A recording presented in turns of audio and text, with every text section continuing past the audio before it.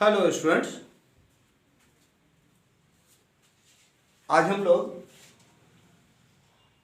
Torque on A dipole in an uniform electrical field. देखिए, जब हम किसी डायपोल को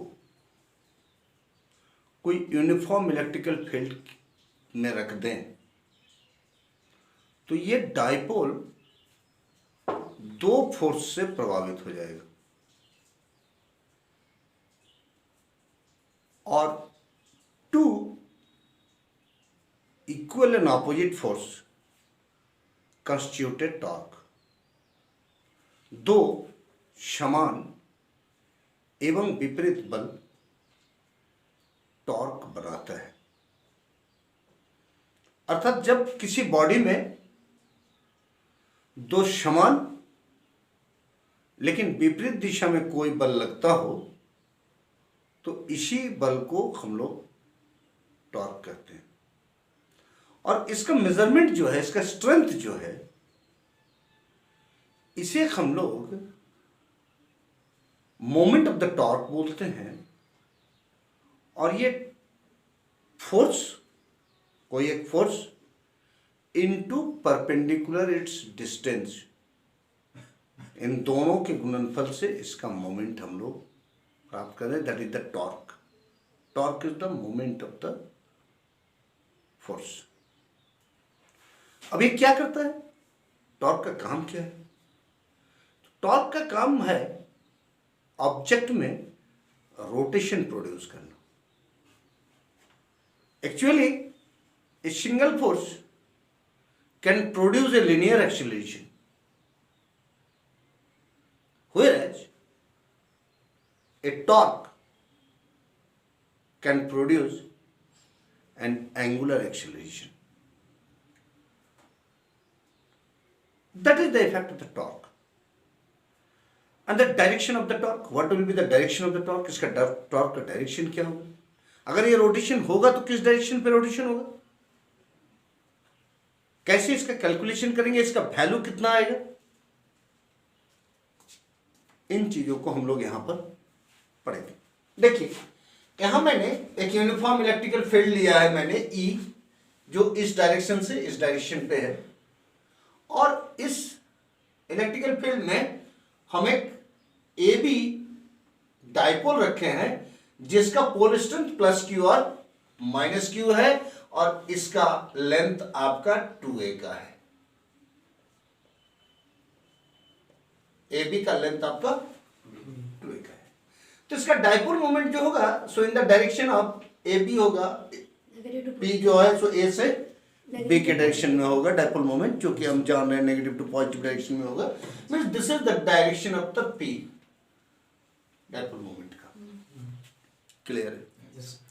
अब देखिए, इसमें प्लस क्यू चार्ज है, तो ये plus Q charge will be repelled by the electrical field. ये रिपेल करेगा इलेक्ट्रिकल फील्ड से और इस डायरेक्शन में इसका फोर्स लगेगा जिसका मैग्नीट्यूड होगा Q इंटू E।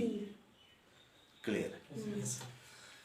ये दूसरा negative charge plus minus Q है, जो इधर ग्रेटर इलेक्ट्रिकल फील्ड है, मतलब इधर पॉजिटिव है इधर नेगेटिव है।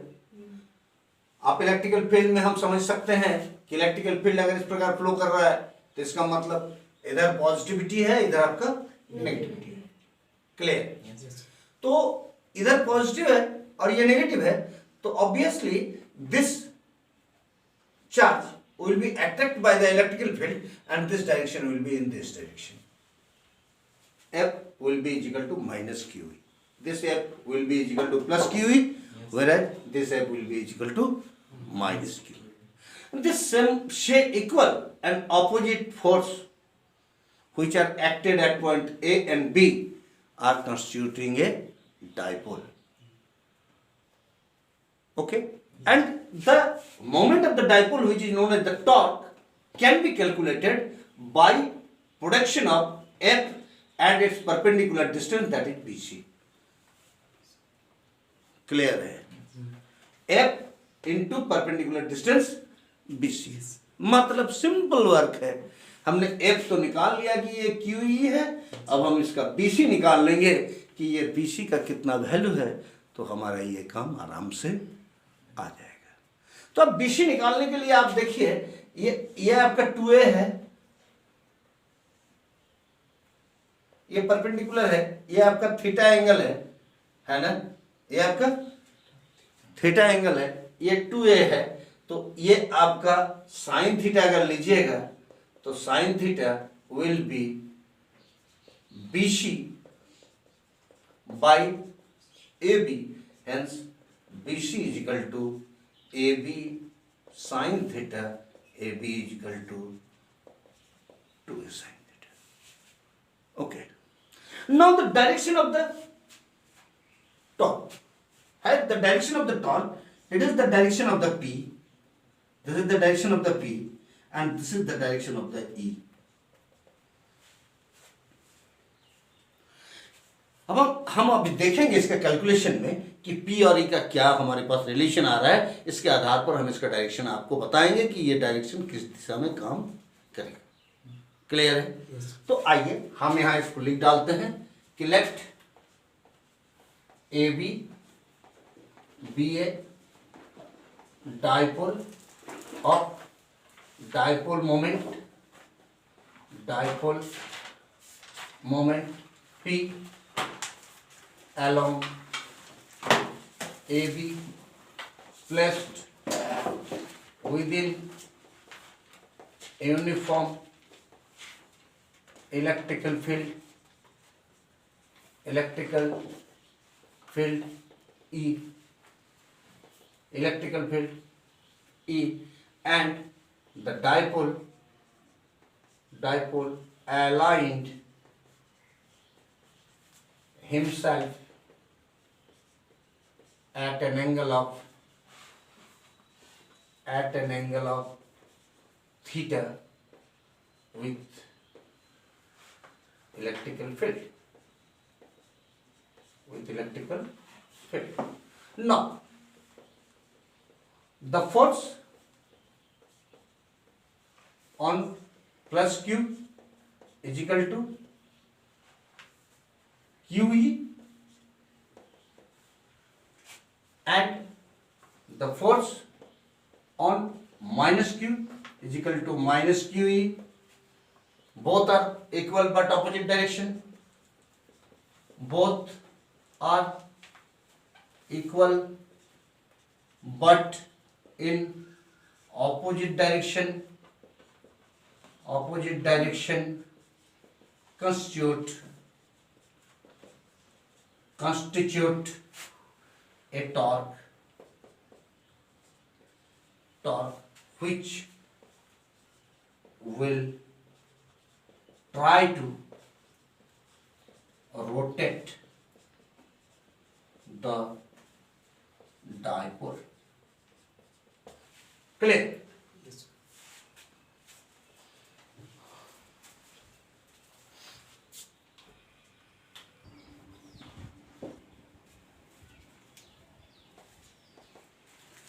Torque tau will be equal to force into perpendicular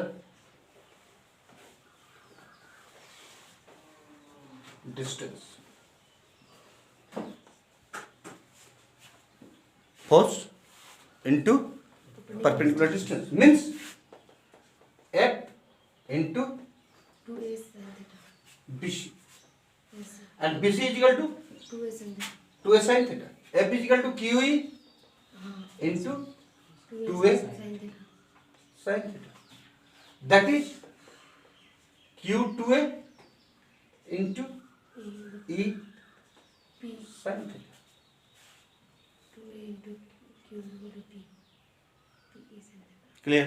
Yes, sir. Q into 2A is equal to your dipole moment. Yes, sir. That's the mod. P P sin theta. mod of E sin theta. This is the mod of E. And mod of E sin theta means it is P cross E. in vector form it is P cross E. That is, any vector A B sin theta will be, that is equal to vector A cross vector B. Hence, the vector tau will be P cross E, and its magnitude will be mod P mod E sin theta. Okay, and the direction of tau will be perpendicular to P and E. Both will be perpendicular to the plane containing P and E. ये दोनों. अब यहाँ पर देखिए, हम लोग इसको पढ़े हैं कि if P cross E means A cross B will be clockwise, then the vector goes downwards, and if A cross B will be anti-clockwise, then it goes upward. Here P is in this direction. This is the direction of the P. This is the direction which is indicated by this P. This is the direction of E. This is indicated by E. And P cross E means its multiplication is clockwise. Yes. Means the vector tau will be perpendicular to this both, and it is downwards. Means this will be rotated under the perpendicular to E, and it will be in downwards. Do you understand? Yes, sir. Hence, it is the expression for the torque within an uniform electrical field. Okay. Now, whenever this will be rotated and this will be aligned by the restoring torque, जब ये torque काम करेगा और restoring torque के साथ जब ये alignment होगा, तो इसका मतलब है कि इसमें पोटेंशियल एनर्जी भी एसोसिएट होगा. तो हम अपने नेक्स्ट थ्योरम में ये हम कैलकुलेशन करेंगे कि how much the potential energy will be associated on aligning and dipole within an uniform electrical field. That is, the potential energy associated with a dipole in an uniform electrical field. It will be my next theorem. Okay? Clear?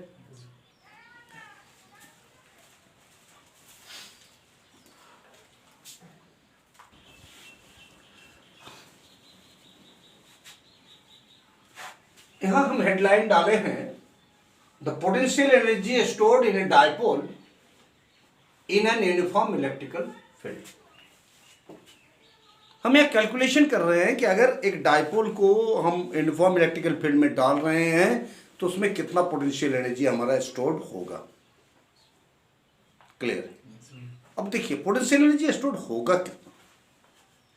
तो actually potential energy जो है वो amount of work done, वो काम करने की मात्रा से इसकी मापा जाता है. इसका माप उसमें काम करने को सिस्टम में जितना काम करेंगे हम, जितना वर्क करेंगे हम, उतना ही उसमें पोटेंशियल एनर्जी के रूप में स्टोर्ड होगा.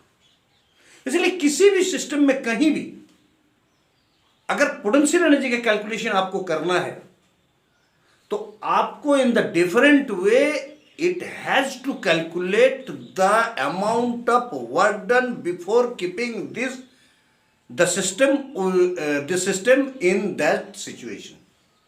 उस अवस्था में लाने के पहले किसी भी सिस्टम में, चाहे भी हो इनवर्स में कोई भी सिस्टम हो, उस पूरे सिस्टम का पोटेंशियल एनर्जी जिसका भी हो, अगर पोटेंशियल एनर्जी का काउंटिंग हमको करना है तो हमको आंख कान मूंद के समझ लेना चाहिए कि उसमें, उस सिस्टम के अंदर में, उस अवस्था में लाने के पूर्व हमको कितना वर्क करना पड़ा है, इसका कैलकुलेशन करना.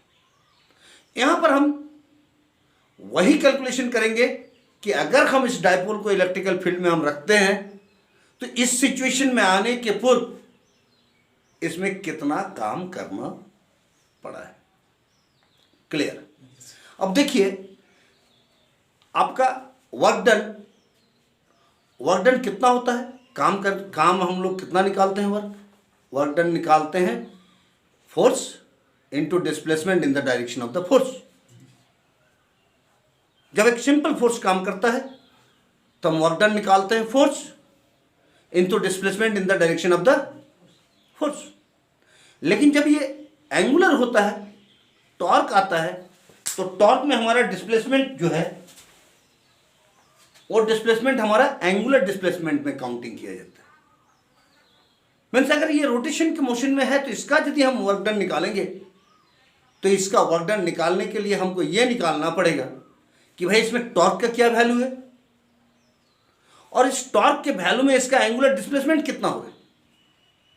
इस एंगुलर डिस्प्लेसमेंट को अगर हम टॉर्क के साथ मल्टीपल कर दें, वर्क डन हो जाएगा और जितना वर्क डन होगा वही मेरा एनर्जी के रूप में स्टोर होगा। वेरी सिंपल थिंग है। क्लियर है? बात समझ रहे हैं? ठीक है, तो क्लियर है। अब आइए देखिए, हम बोल रहे हैं कि let an electrical dipole moment P is aligned in an uniform electrical field by making an angle of theta with the electrical field। Electrical field में हमने इसको रखा था, ये आपका डायपोल था, इस डायपोल को इलेक्ट्रिकल फील्ड, अभी इसमें इलेक्ट्रिकल फील्ड में हमने रखा था इसको, या अपने आप को थीटा एंगल पे डायपोल करके रख दिया। क्लियर है? रोटेशन था इस प्रकार से, ये रोटेशन इसका इस प्रकार से था। बात समझ रहे? तो ऐसा करने के लिए इसको रेस्टोरिंग टॉर्क का भी काम करना पड़ा है। तो हम इस टॉर्क के अगेंस्ट में हम डी थीटा एंगल इसको रोटेट करा दे रहे हैं। हम बोल रहे हैं भाई ये डी थीटा हम रोटेट करा दे रहे हैं अगेंस्ट द टॉर्क। बात समझ रहे हैं? हम इसको against the torque D theta rotation करा दे रहे हैं। ठीक है? इसमें टॉर्क का वैल्यू इतना है, P E sine theta. Let an very angular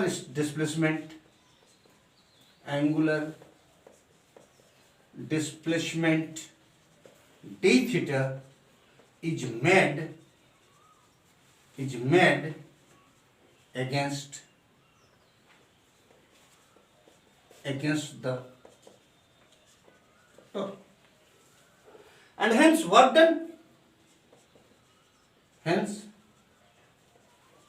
done dw is equal to tau d theta in opposite direction minus tau d theta.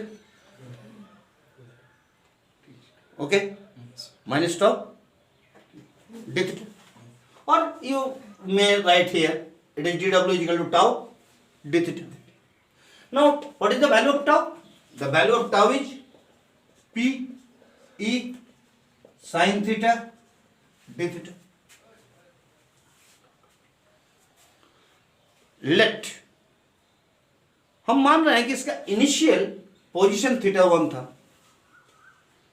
और फाइनल पोजीशन इसका थीटा 2 है। क्लियर है? इनिशियल पोजीशन आपका theta 1 है और final position हमको theta 2 है। तो थीटा 1 से थीटा 2 लाने में जो वर्क डन करना पड़ेगा वो आपका integration of dw, that is integration of theta 1 to theta 2 P E sin theta d theta, that is equal to P E constant बाहर आ गया, थीटा 1 to थीटा 2 आपका बच रहा है sin थीटा d थीटा। और sin थीटा d थीटा जो है, sin theta का जो इंटीग्रेशन होता है वो माइनस कॉस थीटा होता है। क्लियर है? तो that is equal to dw is equal to minus P E into cos theta within the limit of the theta 1 to theta 2। एच पर integration it is minus P E cos theta 2 minus cos theta 1। is the actual work done is to bring this torque from the angle theta 1 to theta 2 is minus PE cos theta 2 minus cos theta 1. That is अगर हम theta 1 से theta 2 पर angle पर rotation कराना इसको चाहते हैं तो इतना एनर्जी उसमें स्टोर्ड होगा. क्लियर है? इतना एनर्जी उसमें स्टोर्ड होगा. क्लियर है? अब ये जो एनर्जी इसमें स्टोर्ड हो रहा है, अगर हम माने कि थीटा 1 इज 90 डिग्री, मतलब हम पहले इसको राइट एंगल पर रखे थे, हम इसको इलेक्ट्रिकल फील्ड का राइट एंगल पर रखे थे, और ये फाइनल एंगल आपका थीटा 2 है. If theta 1 is equal to 90 degree, if theta 1 is equal to 90 degree and theta 2 is equal to your theta, general value of the theta, अगर हम ऐसा रखते हैं तो this becomes, this is the potential energy denoted by the U is equal to minus PE cos theta minus cos 90 degree, that is your cos 90 is equal to 0, that is minus PE cos theta, and hence it becomes minus P dot E is the energy associated with a dipole. This is the last theorem for the intensity and dipole. In the next day we will study about the electrical potentials. Very important thing for the electricity, which is electrical potential. Thanking you.